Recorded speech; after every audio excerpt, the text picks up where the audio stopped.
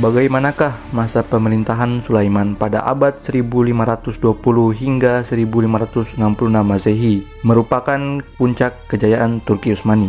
Mari kita simak. Beliau terkenal dengan sebutan Sulaiman Agung atau Sulaiman Al-Kanuni. Tetapi setelah beliau wafat, Turki Utsmani sedikit demi sedikit mengalami kemunduran.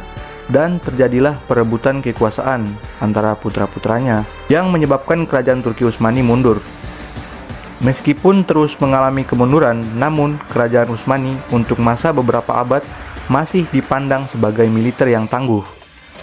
Kerajaan ini memang masih bertahan hingga 5 abad setelah sepeninggalnya Sultan Sulaiman pada tahun 1566 Masehi. Kemudian Sultan Sulaiman diganti oleh Salim II. Pada masa pemerintahan Salim II, yaitu abad 1566 hingga 1573 Masehi, pasukan laut Utsmani mengalami kekalahan atas serangan gabungan tentara Spanyol, Bandulia, Sri Paus, dan sebagian armada Vendetta Malta yang dipimpin Don Juan dari Spanyol. Kekalahan ini menyebabkan Tunisia dapat direbut musuh.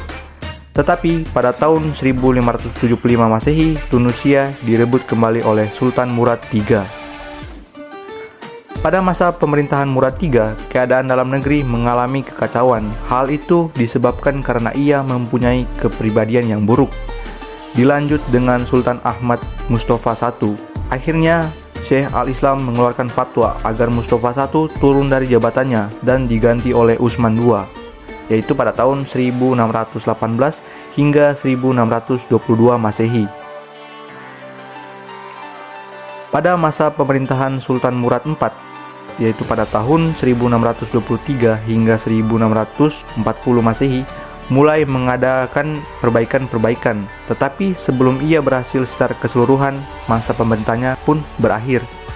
Kemudian pemerintahan dipegang oleh Ibrahim, yang pada masanya orang-orang Venesia melakukan peperangan laut dan berhasil mengusir orang Turki Utsmani di Siprus dan Kreta pada tahun 1645 Masehi.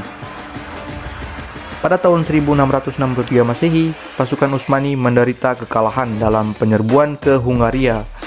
Dan pada tahun 1676 Masehi dalam pertempuran di Mohacs, Hungaria, Turki Utsmani dipaksa menandatangani perjanjian Karlowitz pada tahun 1699 Masehi yang berisi pernyataan penyerahan seluruh wilayah Hungaria, sebagian besar Slovenia dan Kroasia kepada Habsburg, yang dilanjutkan penyerahan Hermeniet, Padalia, Ukraina, More, dan sebagian Dalmatia kepada penguasa Venesia.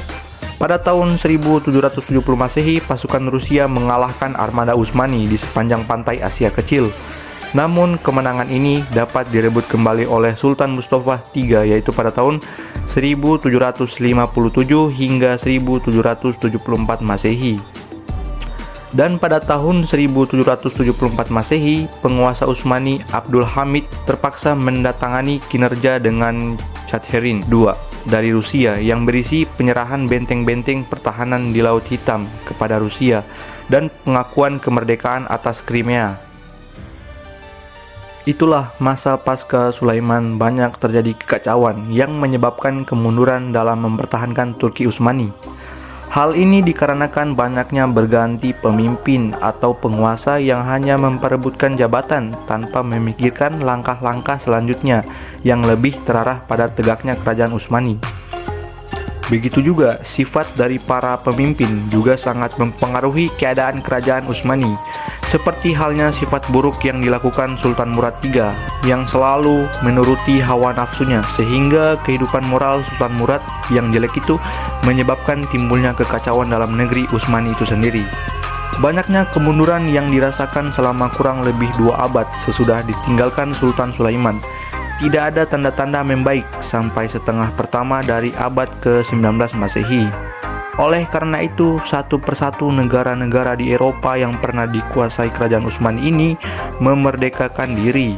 Bukan hanya negeri-negeri di Eropa yang memang sedang mengalami kemajuan, memberontak terhadap kerajaan-kerajaan Utsmani, tetapi juga beberapa di daerah Timur Tengah mencoba bangkit dan memberontak. Dari sinilah dapat disimpulkan bahwa kemunduran Turki Utsmani pasca Sulaiman disebabkan karena banyaknya terjadi kekacauan-kekacauan yang menyebabkan kemunduran dalam kerajaan Utsmani.